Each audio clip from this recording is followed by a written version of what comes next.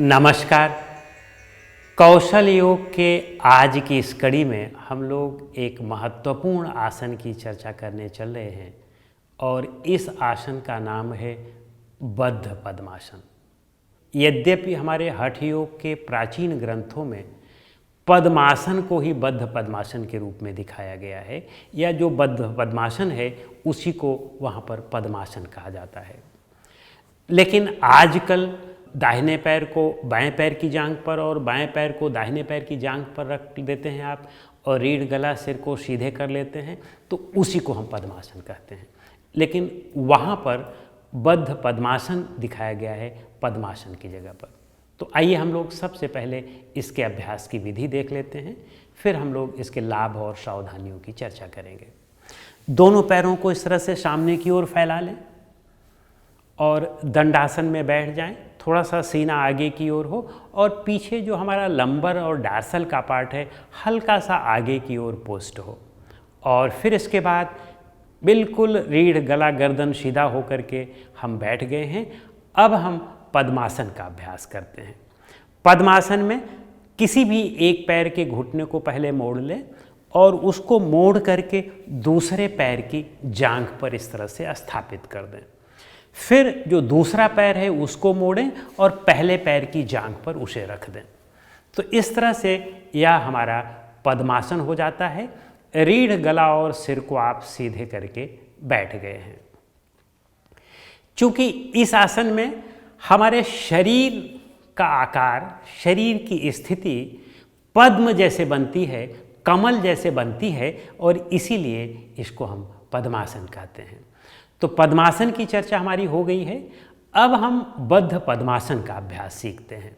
बद्ध पद्मासन का मतलब है कि पद्मासन में आप बांध दें, बद्ध हो जाए, बंध जाए। तो उसमें हमें बांधना कैसे है? हाथों को बांधना होता है। तो पद्मासन में आपके पैर तो बंध गए हैं, आइए अब हम हाथों को भी बांध लेते हैं। हाथों को बांधने के लिए, जैसे हमारा ये दाहिना हाथ है, तो दाहिने हाथ को आप दाहिने पैर की तरफ ले जाएंगे और दाहिने हाथ से दाहिने पैर के अंगूठे को या उनकी उंगलियों को पकड़ेंगे। अब चूंकि हमारा दाहिना पैर है, ये वाला दाहिना पैर है, तो दाहिना पैर का अंगूठा या उंगलियां तो अब इधर बाईं तरफ आ गई हैं। तो हमें इस हाथ को ऐसे पीछे की ओर ले जा करके यहाँ पर इस तरह से पकड़ना है। और अब दूसरा हाथ जो बायां हाथ है, बाएं हाथ से बाएं पैर को पकड़ना है, बाएं पैर के। तो इस तरह से जब हम इसे ऐसे पकड़ लेते हैं और बिल्कुल रीढ़ गला और सिर सीधा करके इस तरह से बैठ जाते हैं, तो इसे हम बद्ध पद्मासन कहते हैं।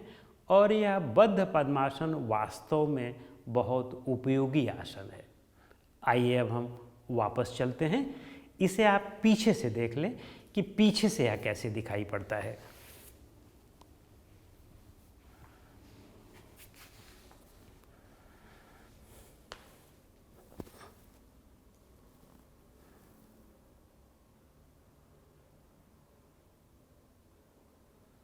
और फिर धीरे से वापस आए।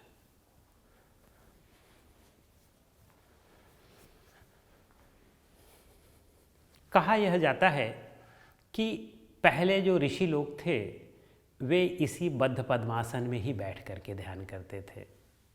लेकिन चूंकि इस आसन में आप ज़्यादा देर तक सहजतापूर्वक नहीं बैठ सकते हैं, इसलिए मुझे नहीं लगता है कि इस आसन में बैठ करके ध्यान किया जाता रहा हो ज़्यादा देर के लिए। इस आसन में ज़्यादा देर तक आप स्थिर या सुखपूर्वक नहीं बैठ सकते हैं, घंटे 2 घंटे नहीं बैठ सकते हैं। तो इसलिए यह आसन कुछ समय के लिए ही होना संभव लगता है। तो कुछ समय के लिए आप इसका अभ्यास कर सकते हैं, यानी रोज़ आप 1 मिनट 2 मिनट के लिए इसका अभ्यास कर सकते हैं। तो आइए अब हम लोग इसके लाभ की चर्चा कर लें। पद्मासन के तो सारे लाभ इससे मिलते ही हैं, क्योंकि पद्मासन में जैसा कि हम लोग चर्चा कर चुके हैं कि पैरों की ओर रक्त का संचालन कम हो जाता है। तो वह रक्त जो पैरों की ओर जाता था, अब वह इन अंगों पर आकर के सिमट जाता है। और ये अंग कौन से हैं? बहुत महत्वपूर्ण अंग हैं। कमर, कमर का मजबूत होना बहुत आवश्यक है ध्यान के लिए। अगर योग में आप पारंगत होना चाहते हैं तो कमर को मजबूत करना बहुत आवश्यक है। यद्यपि सांसारिक स्थिति में भी सांसारिक कार्य आप करना चाहते हैं तब भी कमर मजबूत होनी चाहिए, क्योंकि कमर मजबूत है तो आपका शरीर स्वस्थ है। तो कमर के मजबूत होने की आवश्यकता हो गई, तभी आप ध्यान में ज़्यादा देर तक बैठ सकते हैं। दूसरा, आपका जो पाचन तंत्र है, एब्डोमिनल ऑर्गन्स है, ये भी बहुत मजबूत होने चाहिए। वो दोनों स्थितियों में, चाहे आप ध्यान की स्थितियों में आध्यात्मिक मार्ग में जाना चाहते हैं या सांसारिक मार्ग में जाना चाहते हैं, दोनों स्थितियों में आपके ये अंग मजबूत होने चाहिए। तो उसके लिए भी आवश्यक है। पेट बाहर नहीं निकला होना चाहिए। यदि आप इसका अभ्यास करते हैं तो पेट भी नहीं बाहर निकलेगा। अगर पेट बाहर निकलेगा तो आप पकड़ ही नहीं सकते हैं। तो इस तरह से यह पेट को भी, डाइजेस्टिव सिस्टम को भी मजबूत करता है।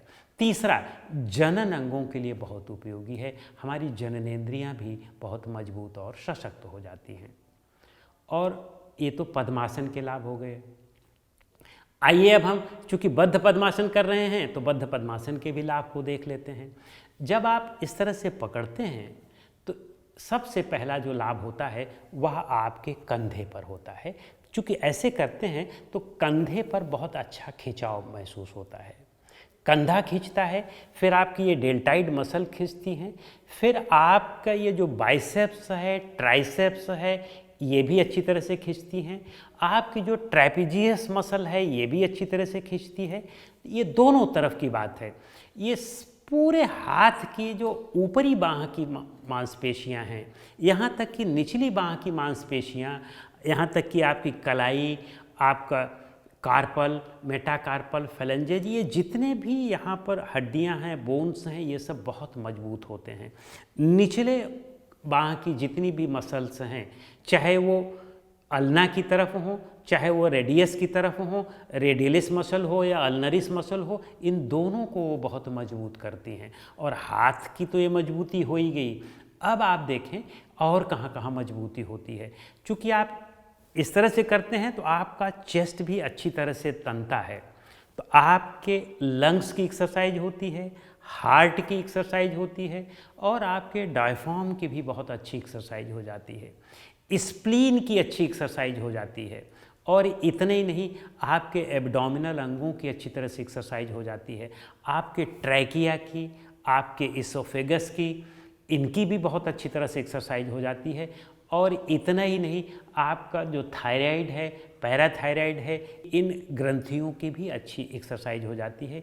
इसलिए यह बहुत महत्वपूर्ण व्यायाम माना जाता है। और इसका यदि आप नियमित अभ्यास करते रहें तो आपको यहाँ के बाहर की जो मसल्स निकलती हैं वे भी नहीं निकल सकती हैं, क्योंकि अगर वो निकलेंगी तो फिर आप ये अभ्यास कर ही नहीं सकते हैं। तो अपने आप ही आपके वे मसल्स जो है बाहर नहीं निकल पाएंगी। तो आपके शरीर के अंगों को बहुत मजबूती देता है और पूरे अंगों को बहुत संतुलित कर देता है, या आप यूँ कहें कि शरीर का जो आकार प्रकार है उसे संतुलित कर देता है। इसलिए यह बहुत महत्वपूर्ण आसन है। बच्चों को भी इसको करवाने की आदत डालनी चाहिए, क्योंकि बच्चे अभी प्रारंभिक स्थिति में इसको कर लेंगे और फिर धीरे धीरे अगर वो रोज़ करते रहेंगे तो उनका हमेशा होता रहेगा। और बाकी अन्य लोगों को भी इसका अभ्यास करना चाहिए। इस आसन की कहीं कोई सावधानियां विशेष नहीं हैं, बस इतनी सावधानी है कि जिन्हें स्लिप डिस्क या स्पॉन्डिलाइटिस या सियाटिका हो वे इसका अभ्यास न करें। और दूसरा, जो पद्मासन नहीं लगा सकते हैं वे तो फिर इसका अभ्यास कर नहीं सकते हैं, तो इसलिए उन्हें भी इसके अभ्यास के लिए बहुत ज़बरदस्ती नहीं करना है। और तीसरी इसकी सावधानी है कि आप इसके अभ्यास के लिए शरीर पर कहीं कोई ज़बरदस्ती नहीं करेंगे, सहजता के साथ करेंगे। इस तरह से इस आसन की विधि, लाभ और सावधानियों की हमने चर्चा की। अगली कड़ी में हम पुनः मिलेंगे किसी एक नए आसन के साथ। नमस्कार।